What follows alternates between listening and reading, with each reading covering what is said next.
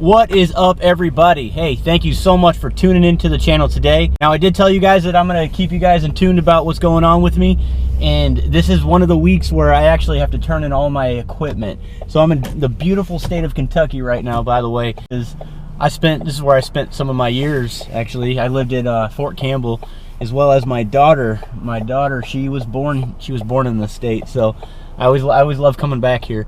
But that's why I'm here. You guys know I'm from Michigan, but I'm driving down here to turn in my gear. So basically, the rest of the equipment that the Army issued me from, I would say from as a private, and until now, which, you know, when I first joined the military until now, a lot of the equipment that I didn't turn in when I went on recruiting duty is what I'm kind of turning in now. So I'm holding on to a lot of old stuff. For example, when I was deployed in Iraq in 2000 and gosh, I can't remember, I think it was 2004. So the old desert camouflage pattern, I guess. So, and then the old, they call them the battle dress uniform, or BDU. And then after I turn in my equipment, I gotta go do some other clearing procedures within the Army base, and then have them sign off on it, and then they're gonna give me my discharge order, or my DD-214. So that's what I'm doing today, guys. I'll keep you informed, so stay tuned.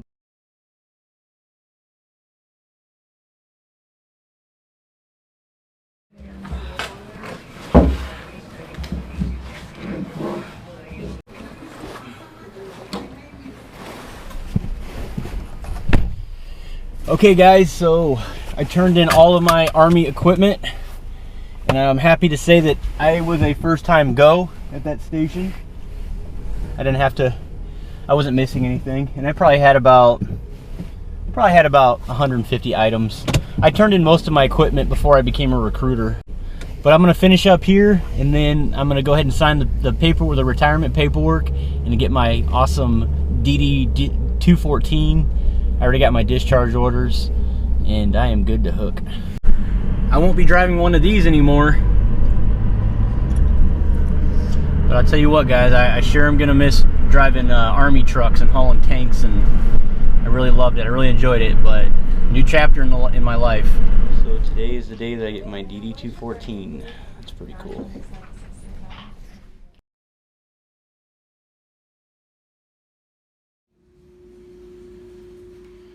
Look at this, guys. My last day in the Army, and I'm walking out to this. It's an awesome goodbye, but I'm done. So this is my last day. I'm walking away.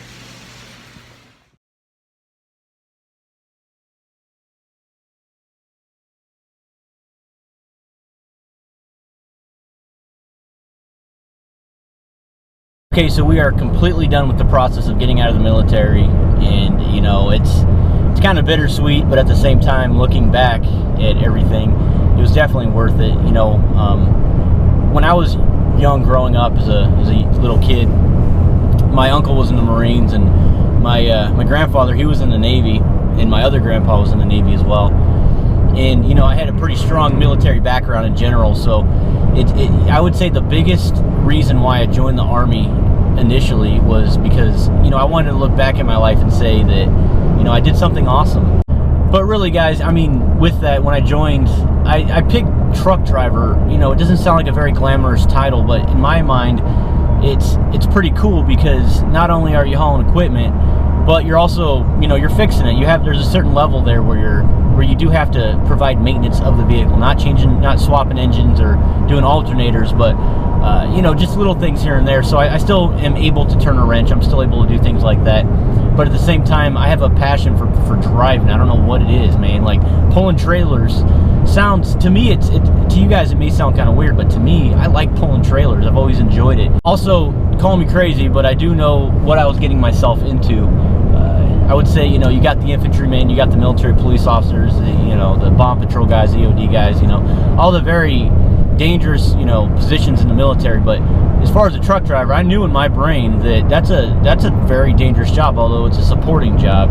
You're on those main supply routes, you know, say you could get called to action where you're actually being deployed, if you will, or going to war.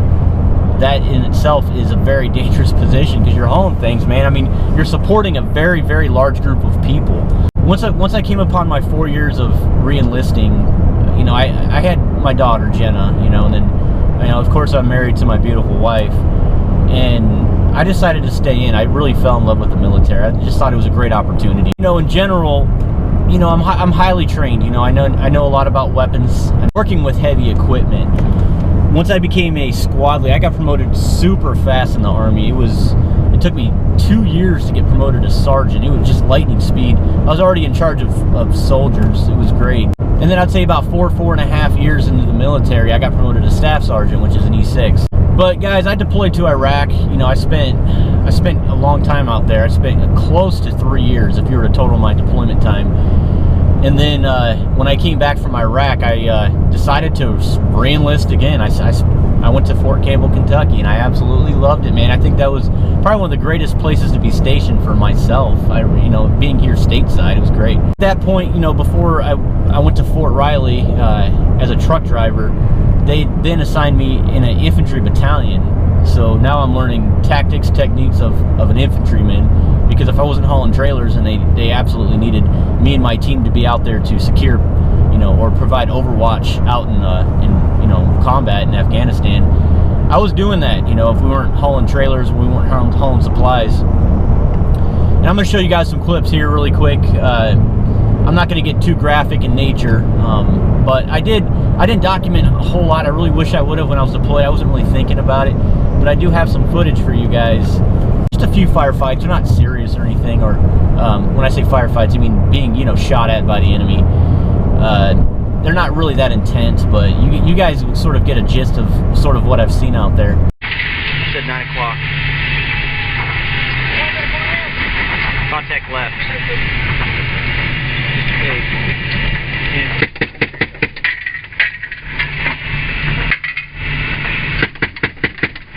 Yeah, I think the bull got hit.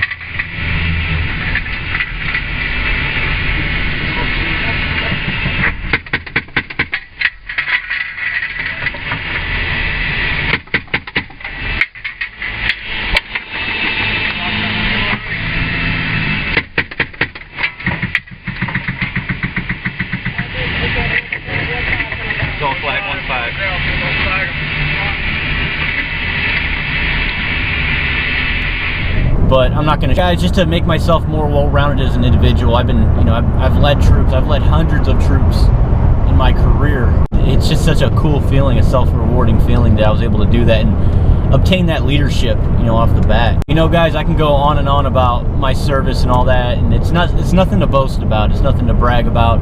It's just experiences that, you know, I personally would like to share with you guys, because I think it's kind of neat, you know, other than a different aspect of myself showing you guys automotive installations on vehicles, in particular the Duramax.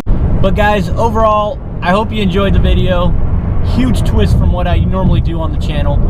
But, you know, if you guys want me to post more content similar to this, maybe not like, you know, my Army story or whatever, but just kind of off to, you know, just sort of myself or my personal life, let me know in the comments. That'd be really neat. But any chance I can get that Duramax on camera and show you guys installs, I'm going to continue to do that with the channel. I'm not going to really slow down. It really just depends on college and work and just everything in general, how everything works out. I may only be posting 1 video a week versus my 2 or 3 that I've normally been doing. So guys, just stay tuned, bear with me. I really appreciate all your guys' continued support watching the channel. It's been great. It's been a lot of fun. And guys, check me out on Instagram. Just go ahead and read my description. It's truck_master07 at Instagram. So go ahead and check me out there if you have any questions.